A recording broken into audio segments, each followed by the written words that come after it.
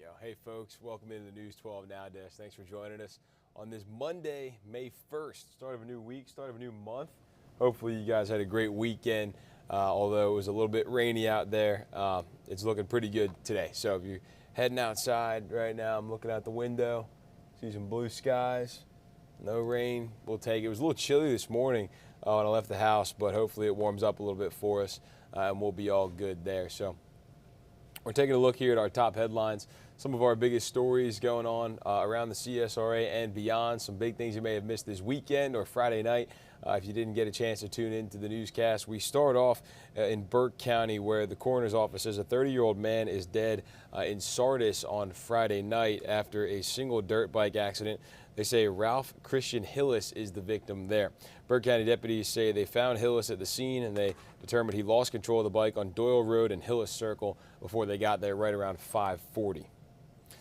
Well, to an event now that kicked off yesterday, National Small Business Week. A number of small businesses here in Augusta, Richmond County took part with a celebration in downtown Augusta. Our Taylor Martin stopped by to see who will benefit.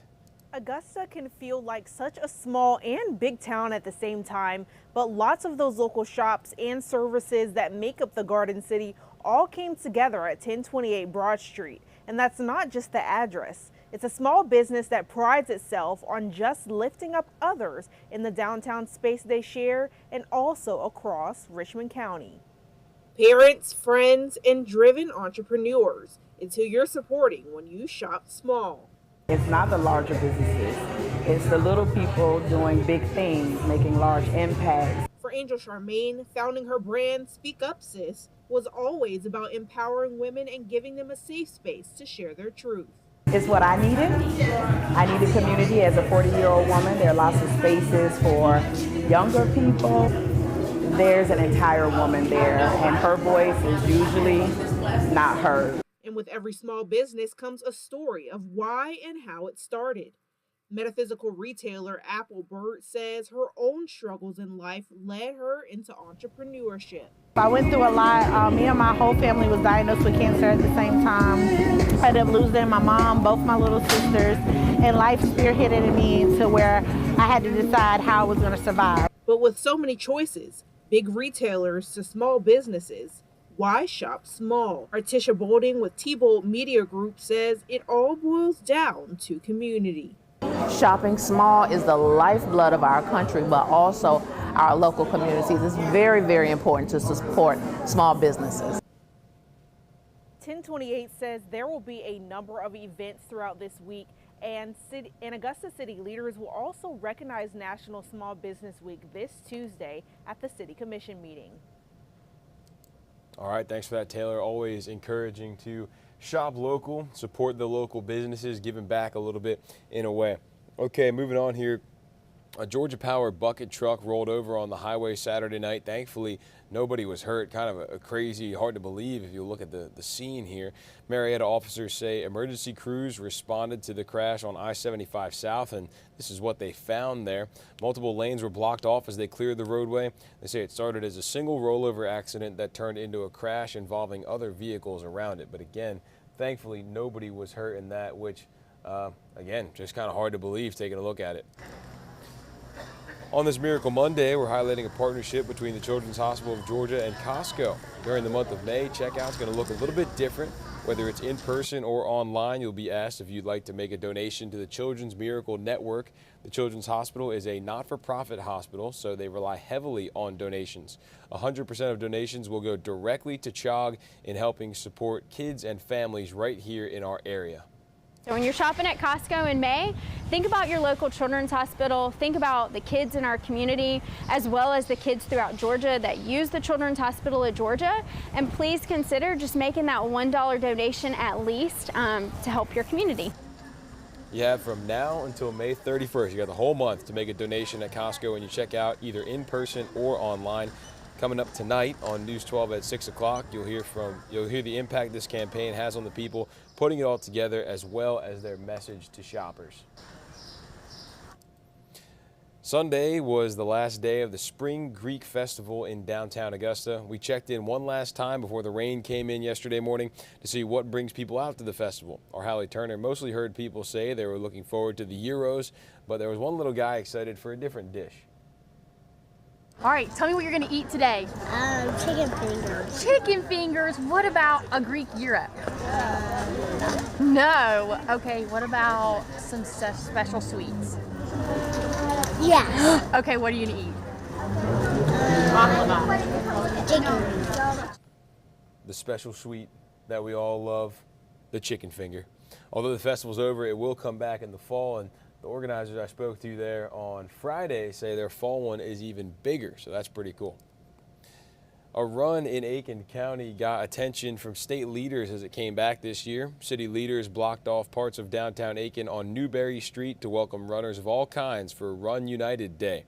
People from the surrounding counties, even around the world, got to test out their endurance while getting a chance to see the sights downtown. Plus, the director of Run United of Aiken County says Governor McMaster officially proclaimed April 29th Run United Day for the entire state.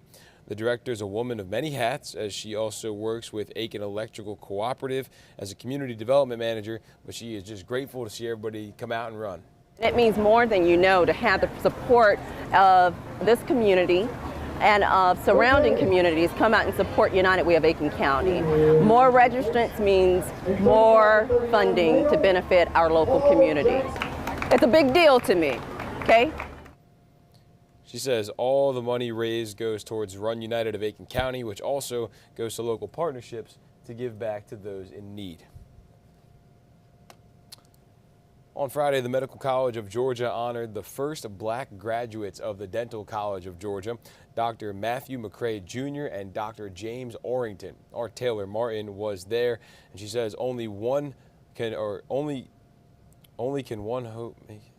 Sorry, I'm having the script's got a little funkiness in it. Okay, anyway, so for Dr. McCray and Dr. Orrington, making an impact is a reality that did not come easy. It wasn't easy getting in. When I first applied for the school, I was denied. For Dr. James Orrington, being a dentist was always a dream. I wanted to become a dentist, but I didn't have money enough to go to college. But despite the roadblocks, he and Dr. Matthew McCray made history as two of the first black dentists to graduate from the Dental College of Georgia. It was 1973. Well, it made the two of us become closer together. Now celebrating 50 years of practicing in Athens, Dr. McCray spends his days seeing patients and inspiring the next generation of healthcare professionals with scholarships and advice. Your chances, I tell them quick, I said, your chances of going to med school or dental school are better than it is becoming a professional athlete. So some of them, it makes sense, and we try to, motivate and inspire that way. Their inspiration is why they were honored tonight at the Dental College of Georgia with these two portraits and a room full of alumni and family grateful for their impact. It was amazing to see people that I have made some type of impact in their lives to show up today. And for the dental students in school now, they both say hard work is the key. Work hard, studying, commitment, and God. I think all things are possible. Be the best student that you can be. And those two are still inspiring students. One student at the ceremony told Taylor it hasn't been easy for him being in dental school there, but he was definitely inspired by hearing both doctors' stories. Premium living in South Augusta. Developers are planning new plots in South Augusta off Old Waynesboro Road. They're still in the early stages for the project, but we know they'll have a green space, a pool, a clubhouse, even a pickleball court. Our Will Rio shows us what we know about the upcoming gated community.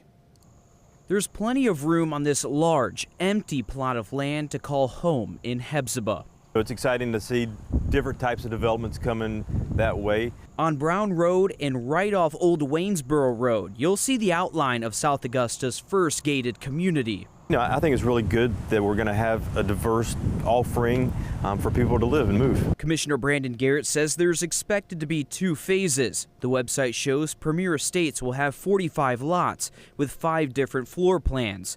The homes will range from 4, 5, and 6 bedroom homes. You know, one of the things that has really hampered our county in whole is the lack of development, especially towards the southern part of our county. You know, we have infrastructure needs that need to be addressed, and you know, this is how we get there. South Augusta is and has been the outspoken area of Richmond County, calling for growth, for more amenities. We want to see more restaurants, we want to see more shopping, we want to see more grocery stores. Well, none of those things happen unless you have rooftops. Not only is there a growing number of housing options on the Brown Road corridor, businesses are blooming there. One of the needs for this area and why it's so important that we continue to build and encourage development, you know, right down the road is the Augusta Corporate Park, where we have Starbucks. We have 2 or 3 different manufacturing plants that are under construction right now. So providing these workers with homes inside Richmond County is really important, and that's one of the reasons why you're seeing the support. In Hephzibah, Will Rio on your side.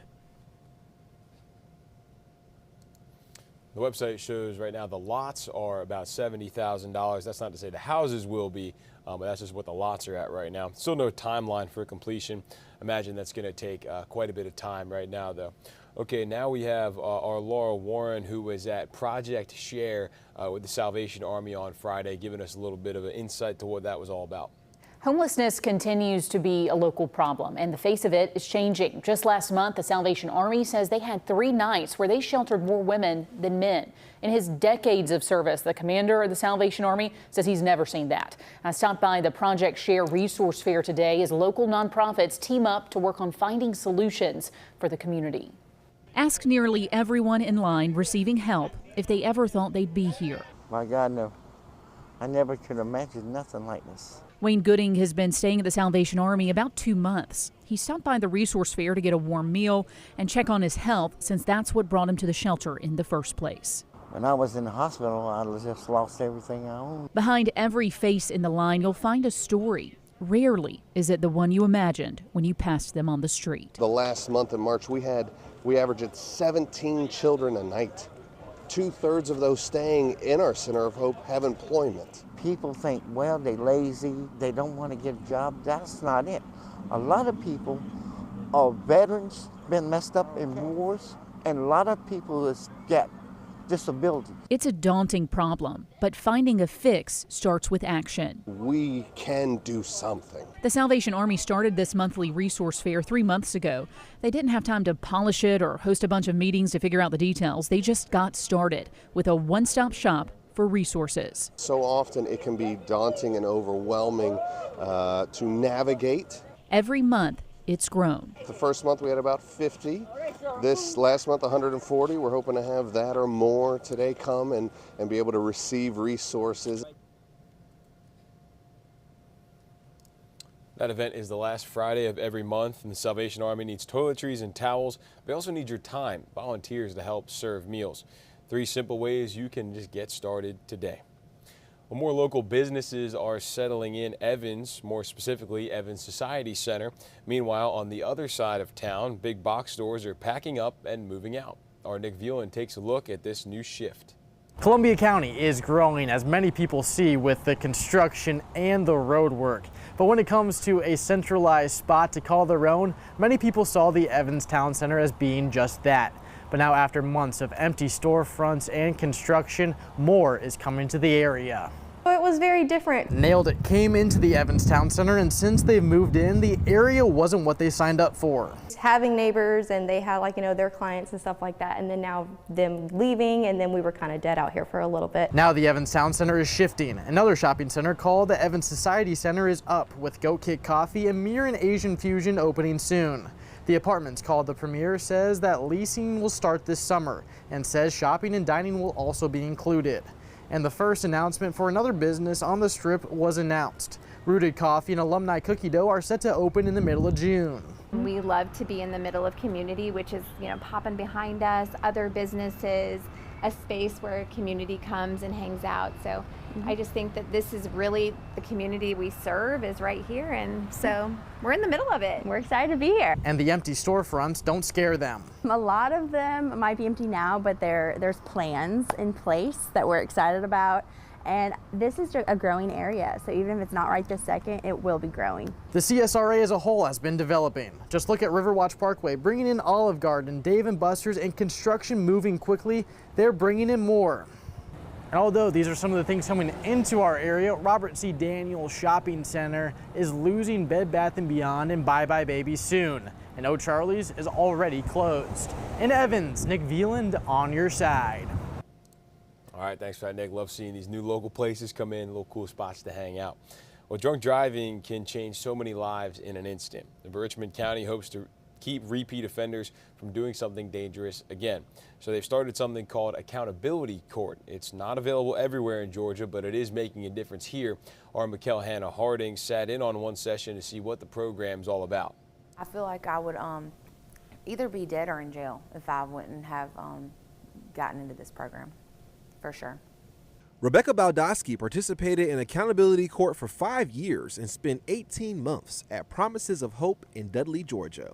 All expense free, thanks to this program. Judges have a primary mission in mind. Our mission with Accountability Court is to focus on reducing recidivism for repeat offenders, additionally to provide court supervision, drug and alcohol treatment, and to help people learn how to become accountable for their actions. The program aims to get participants help with court supervision, random drug screens, counseling, and treatment through inpatient and outpatient care. Judge Pounds knows that DUIs could be a sign of an underlying issue. What people have to understand is that there are people who are charged with DUI who have the underlying issue of substance abuse, whether that's alcohol or whether that's drugs. James Monroe, a veteran and graduate of the Veterans Court Drug and Alcohol Program after 4 years, can attest to the negative impact of substance abuse. I had to do something. I realized that what I was doing was not only hurting myself, but it was hurting my children also. The program has a repeat offender rate of less than 10% since the program started back on January 1st of 2012, making a difference in the lives of so many. Looking back, you know, it was literally the best blessing that could have ever happened for me, was this program. The program is a combined effort with the District Attorney's Office, the VA, and the Sheriff's Office. They hope this helps treat the larger issue of substance abuse rather than just punishing someone for a crime. Okay. Not every city can say they have a School of the Arts bearing the name of an opera star. The Jesse Norman School of the Arts will celebrate its 20th anniversary later this fall. Gary Dennis is the executive director, and he is our studio guest with Richard Rogers. Gary, welcome. 20 years. That is a huge landmark coming up later this year. Absolutely. We're so excited. Yep. That also represents a lot of students who've come through there who are now 20 years older than they were back in the day. Talk to me about all those kids who've come through the school. Oh, yeah, thanks. It's actually one of the things that is most rewarding about being there and being there over time is having the kids come back. And last year, I remember we sat down for our summer camp training meeting, and more than half of our staff were graduates from our program. That's great. Yeah, it was pretty awesome. For people who don't know, what is the main mission with the Jesse Norman School of the Arts? To bring art enrichment, art accessibility to students who might not otherwise have it throughout the CSRA, both sides of the river. As long as you can get there regularly, we want you there. And many of your services are free. Absolutely, yep. Our after-school program and our summer camp programs are free. We do have a fee-based homeschool program, but it's really affordable. It was kind of started in conjunction with the folks at Fort Gordon Homeschool, and we do community classes. More than 70% of our community classes are scholarship, so we don't ever want money to be a reason why you don't participate in the arts. You knew Jesse Norman. I knew Jesse Norman. Yeah. I was fortunate to sit down with her. Yeah. One of the final times was back in 2009. So we're going to have Jesse Norman join this conversation right now. Here she is, the late, great Jesse Norman.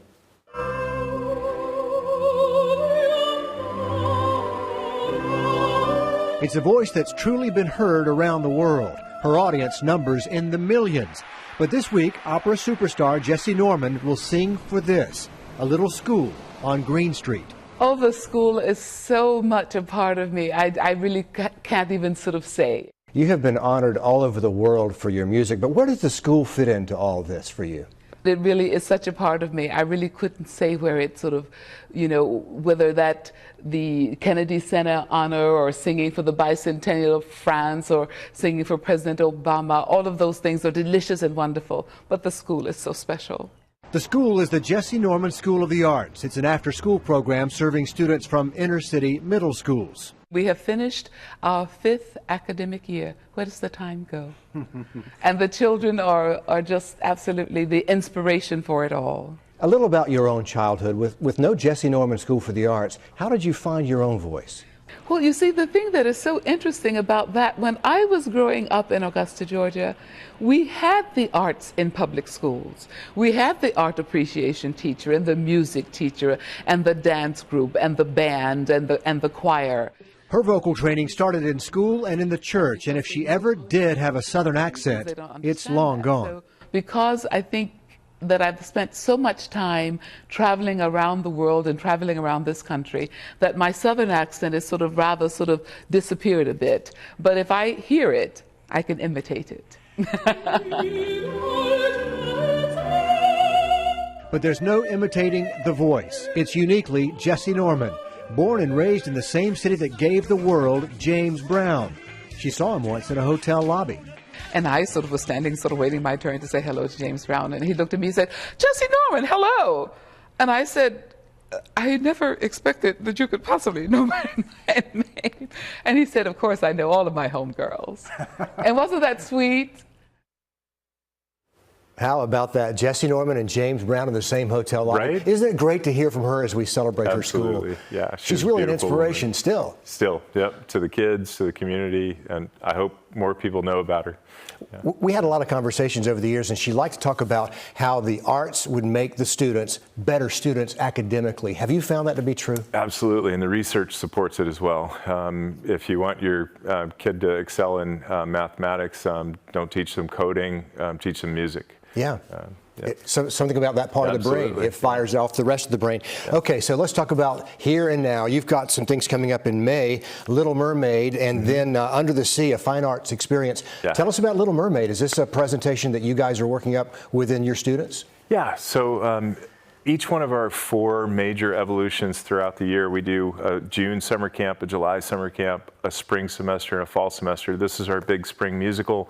It's a Disney MTI musical. It runs about an hour. Before the musical, you can come in and you can experience a gallery exhibit. So about an hour beforehand, we'll have the work that the kids have put together on the visual arts side displayed in our gallery, and we'll have a reception for them, and they'll stand by their art and tell you what they put into it over the course of that semester. And all of this happening there at your school? Yep. Mm-hmm. And you can get tickets online at thejnsa.org. Absolutely. You got a terrific website. And then summer camp, you mentioned that. Is that something that's happening right now as kids register? Yes. In fact, applications are open now. If you'd like to apply for the program, you can submit an application through the same website, thejnsa.org. It's under student applications, and we generally admit about 100 into each of our 2 full-day, 3-week-long camps. Quick question to wrap this up. What can the community do to support your school? Come out and see a show, come tour the school, come see what we do, see if it's important, and then if there's some way that you'd like to support or share, it'll be apparent to you. Yeah. Gary Dennis and the great Jesse Norman, thanks for your time this morning. Thank you, Richard. So there you go, Jesse Norman School of the Arts. Some pretty exciting stuff happening over there. And of course, you can check out more on their website, like Richard said.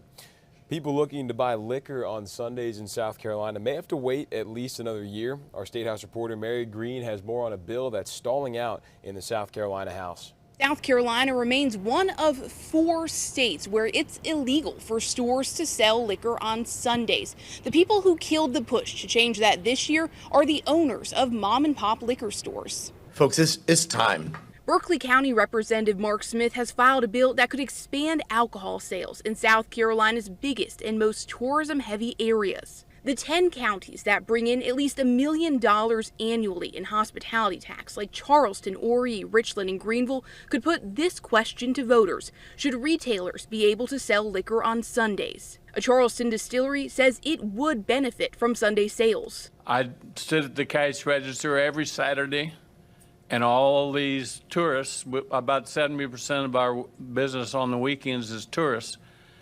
And they say, can we come tomorrow and get it so we can take it with us on the airplane? And we tell them no. Larger distributors and retailers also support the expansion, but opposition from mom and pop liquor stores killed the measure for this year, saying if voters approved it, they'd be forced to open on Sundays to stay competitive with corporately owned liquor stores. If you give them that option, one person will open, that will force the others. I can count on one hand the number of times a tourist has come in and said, man, I wish you guys were open on Sunday. They fear the cost they'd have to pay for staff and a Sunday liquor license would outweigh new profits they'd bring in. It's adding additional costs to small mom and pops that aren't hurting. I mean, nobody comes in and says they're not going to visit Charleston County because we don't sell liquor on Sunday. This bill will go no further this year, with South Carolina's legislative session ending in about 2 weeks. But lawmakers can take it up when they begin a new legislative session here next January. Reporting from the State House, I'm Mary Green. All right, we'll have to see what comes out of that in January. A possible presidential bid coming from South Carolina Senator Tim Scott, according to him, during a conference in Charleston. Senator Scott says he plans to make an announcement May 22nd. Here's what he told a packed room of enthusiastic supporters yesterday. We will have a major announcement and you're going to want to be there. It's time to restore hope in America. Time to restore the greatest nation in God's green earth. It is time to get the job done, protect America, set our people free. Let's do it together. Rise up and defend the greatest nation on God's green earth. Again, Senator Scott says he plans to make that announcement in North Charleston on May 22nd. And if you heard our conversation with Dr. Murray over at Augusta University, the political science professor there, there could be some big things coming. We talked a little bit about the presidential landscape, presidential race rather, when last week at some point, maybe Wednesday, Thursday, I don't remember. But you can check it out on our website and on our streaming apps. We've got it all up there, the full conversation. Okay, let's keep it in South Carolina here. 11 people are hurt after a shooting in Richland County. Ashley Jones has the details. The sheriff addressed the public, giving an update on those victims, saying that some are still in the hospital but are expected to be okay. He also gave new details about the shooting, saying that people with guns were seen wearing masks, creeping around the corner and shooting. Shoot girls in the back? Yeah. That's coward. That's a coward. A message from Leon Lott to those involved in the shooting that injured 11 people. The audio of the shooting is something that would scare you to death. It's something that you would probably hear that happened in Iraq, Afghanistan, or even the Ukraine. Sheriff Lott is referring to the audio from this video shot by a partygoer trying to flee from the gunshots. The sheriff saying that multiple people firing guns, at least one of those weapons an automatic. Fully automatic weapons being shot, well over 50 rounds that are shot. W.J. Keenan had their prom earlier that night, but the sheriff says students from all over were at the party. The sheriff referred to it as a flash party. So we've been experiencing this now for about a year and a half, where it's put out on social media, everybody show up at a different location, and then you have lots of people show up. He says these parties will have about 100 to 200 kids to show up from schools across the Midlands and further. He said Saturday's party started at an Airbnb, then went to another park before ending up at Meadow Lakes Park. But that's not the problem. The problem is people who are not going to school, who shows up. And they have one thing in mind, and that's called the problem. 19-year-old McKees Fulwiley and 18-year-old Tyquan Kelly were both arrested after that shooting, seen by deputies trying to drive off from the party while tossing a gun out of the window. Fulwiley was released on a no-cost bond. Here he is, running from the cops, has a gun. He's at a party where 11 people just being injured. We're still in the middle of investigation. And our bond court magistrate gives him a personal recognizance bond, just lets him go. The sheriff says that anyone involved in Saturday's shooting will be caught. We also found that 18-year-old Tyquan Kelly was already out on a $50,000 bond from an unlawful carry charge back in March. He was given a $10,000 bond on Saturday morning. Reporting here in Richland County, I'm Ashley Jones, WIS News 10. Keeping it in South Carolina now, the search for a convicted killer who was released is still on. His attorney is adding insight into what happened as well. Attorney Todd Rutherford says Jared Price was released in March for giving information that helped law enforcement find an escaped inmate. A judge signed the sealed order, but the state Supreme Court ruled this week Price has to go back to prison. Price was sentenced to 35 years for murder back in the early 2000s. The Department of Corrections did not keep proper records. And what we all know is that that is not Mr. Price's fault. All he can do is get correctional officers who he knows he had interactions with, who he knows he saved their lives, and we'd ask that they come forward. It's sea turtle nesting season in South Carolina. Myrtle Beach is one of several places that's getting ready for the nests. City officials say crews will be in charge of cleaning and monitoring them. As for beachgoers, the best way you can help is by staying away from the turtles. They're federally protected by the Endangered Species Act and Marine Turtle Protection Act. You can look, but stay away from them in the ocean or crawling on the sand, and don't get too close to the nests either. Disturbing them could lead up to a $15,000 fine and some jail time. Officials from Kiowa Island are warning beachgoers about the Portuguese man-of-war washing up on their shores. The animal is closely related to the jellyfish with a balloon-like float on the ocean surface, but they have long venomous tentacles that can bring a painful sting. Barrier Island Ocean Rescue says they've seen 40 so far and are working to remove them. Beachgoers should call beach control if they spot one or get stung. In Mississippi and across the region, an intense manhunt is underway for two inmates who broke out of jail last weekend. Miguel Amagur tells us this comes after another inmate was captured. With one inmate in court today, 450 miles away from the jailbreak, tonight the U.S. Marshals Service and the Mississippi Bureau of Investigations are trying to tighten their dragnet in the search for two other jail escapees. Captured Thursday, Jerry Raines faced a judge today. Dylan Arrington died Wednesday, but Casey Grayson and Corey Harrison are still on the run and could be armed, dangerous, and desperate. These individuals have escaped a holding facility, a jail. So they are desperate to be in society. We are calling them armed and dangerous at this time until they are returned to a correctional facility or to a jail. Before capturing Raines at a hospital after allegedly stealing a truck, Dylan Arrington died after authorities say he shot a deputy in the leg, barricaded himself inside a Mississippi home, and set it on fire.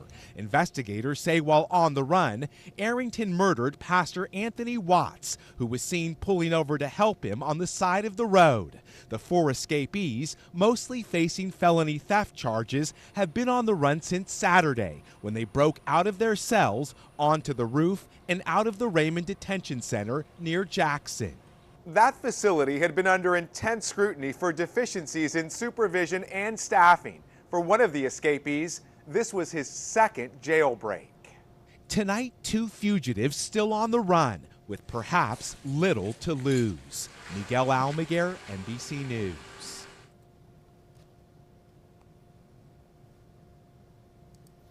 And over the weekend, federal regulators are racing to save another troubled bank before the markets opened up today.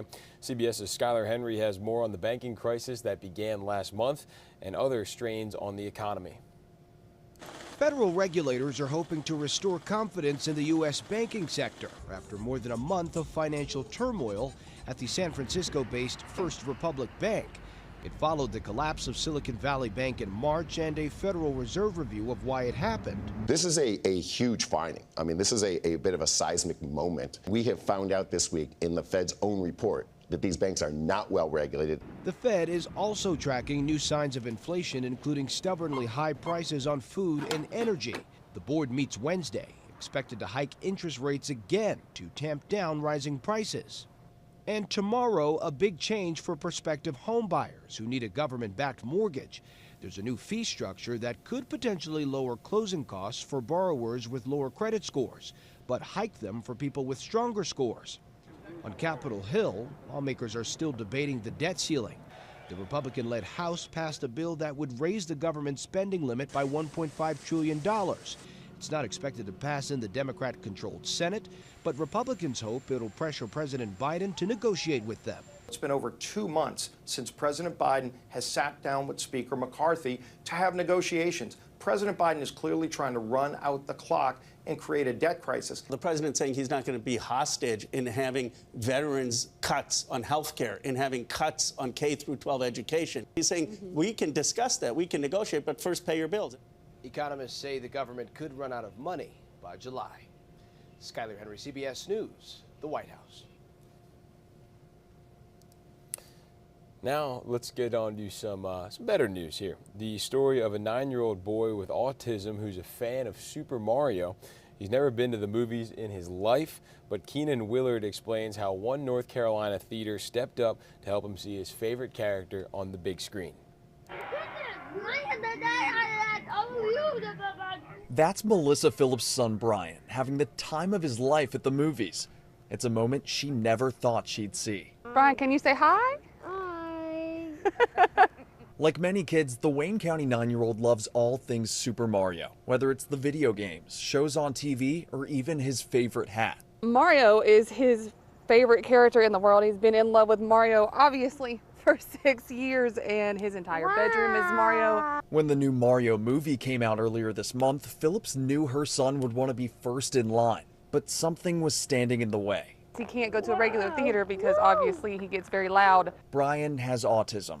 His family says when he gets really excited about something, he has a hard time keeping it under control. Because of that, he'd never been to the movies in his life until today. They gave us permission to have the entire theater to ourselves today so that he could actually have the chance to come see his favorite character on the big screen. After hearing Brian's story, a theater in Eastern North Carolina arranged a private screening of the Mario movie for the family this morning. Brian, his mom, and grandma had the theater all to themselves, letting their superfan take it all in as loudly as he wanted to. His mother says thanks to the theater's act of kindness, her family had a day at the movies they'll never forget. I'm not here to watch the movie. I'm here to watch my son watch this movie because it's going to be great. Awesome that he was able to experience that, and really good job by the movie theater there, making that all possible. You know, that's a pretty popular movie right now, so they could have been missing out on a lot of money to give that kid that opportunity, so good for them. A Michigan 7th grader is being called a hero for jumping into action when his school bus driver passed out. Kristen Dahlgren walks us through the heart-pounding moments, all caught on camera. It could easily have been disaster. Surveillance video capturing the moment a Michigan bus driver radios in that she's not feeling well. She starts to slow down, but passes out as the bus rolls toward oncoming traffic. That's when 13-year-old Dylan Reeves jumps into action, pushing the brake and steering the bus and 65 of his fellow students to a safe stop. You would think in the middle of this panic, you would just jump on the brake. He had the wherewithal to push it slowly, likely in anticipation that the bus was full of passengers. The 7th grader stays in control. Someone call 911 now! In my 35 plus years of education, this was an extraordinary act of courage and maturity on his part. As Dylan was honored at his middle school, his parents said they're not surprised. He's been on my lap, driving country roads, pulling in driveways since about 4 years old. To do something like this just fills my heart. It makes my heart skip a beat. I'm extremely proud of him. The bus driver still not identified, but tonight undoubtedly grateful to the brave young student who stepped in to save the day. Kristen Dahlgren, NBC News. Quick thinking by that kid, showing some great bravery there. Police say nobody was hurt, thankfully, and the driver is recovering in the hospital. So that could have been much, much worse had it not been for that kid. Moving on to sports now, Cross Creek High School graduate was out playing at SRP Park this weekend, and the Green Jackets changed things up for their series. Alyssa Lyons has your sports. Earlier this year, the Green Jackets announced that they would become the Augusta Wild Turkeys for 3 games. It's all part of minor league baseball's partnership with the Fun Cup to connect Hispanic and Latino communities. Sunday was game 1. I just found this out. The Wild Turkey is South Carolina's state game bird. Let's hope the end of this one goes better than that day in November for them. 2 outs, Turkeys trailed 9-1. Jeremy Celandonio rips one to center. It drops, and that's the green light that Mekhi Backstrom, Francisco Floyd, and David McCabe need. No speed limit here. They cross the plate before I barely even get there. The Turkeys bullpen combined to allow 12 hits, 13 runs, 2 of them coming off a homer in the top of the 4th.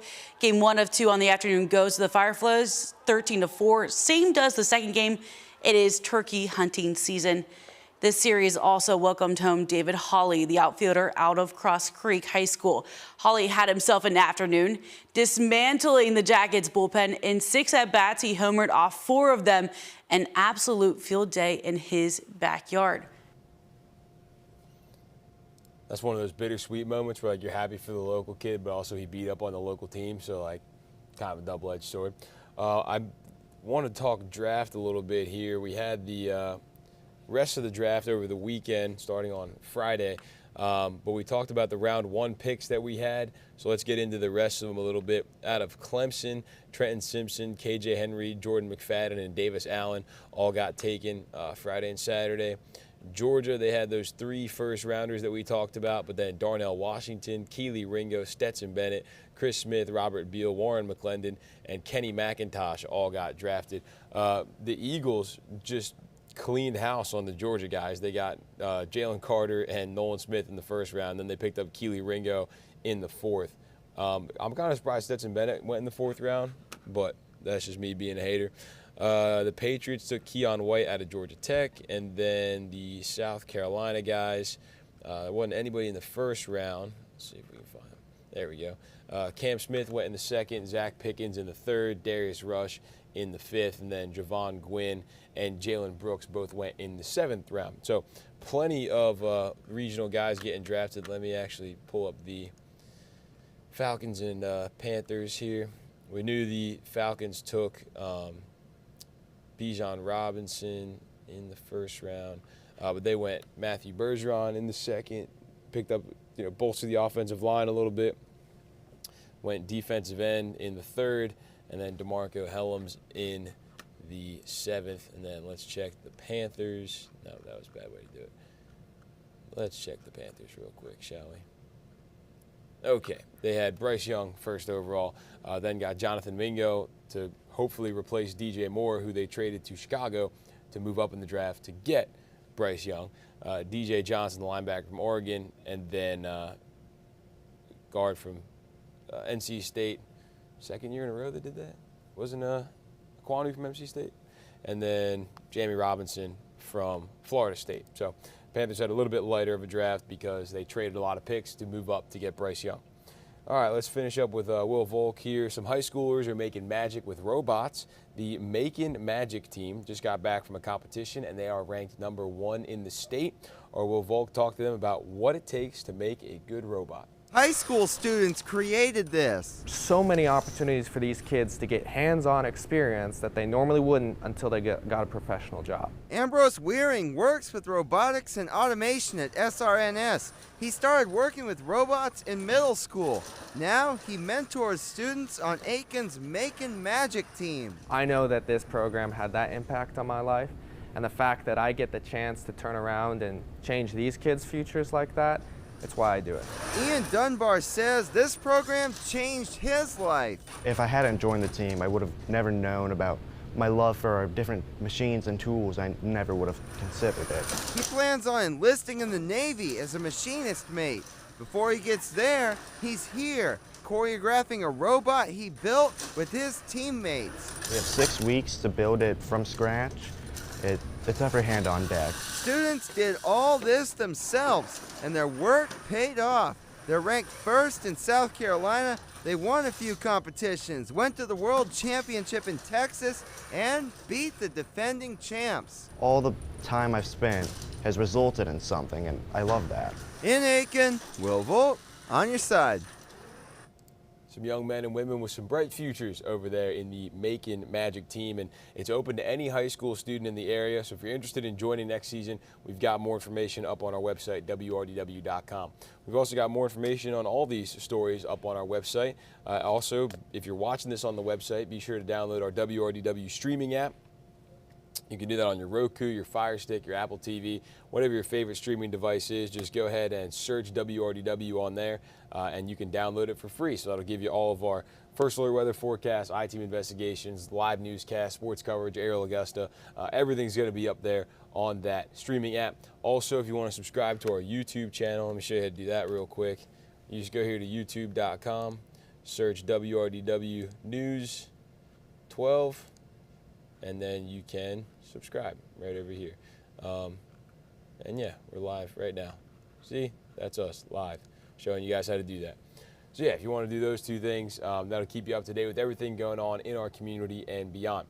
But that's going to do it for our top headlines. We got about 15 minutes until the morning mix kicks off with Zaina and Cliff. So head on over to the TV side so you don't miss that. And then we'll be back here a little bit after the morning mix for some more News 12 Now. So we'll see you back here then.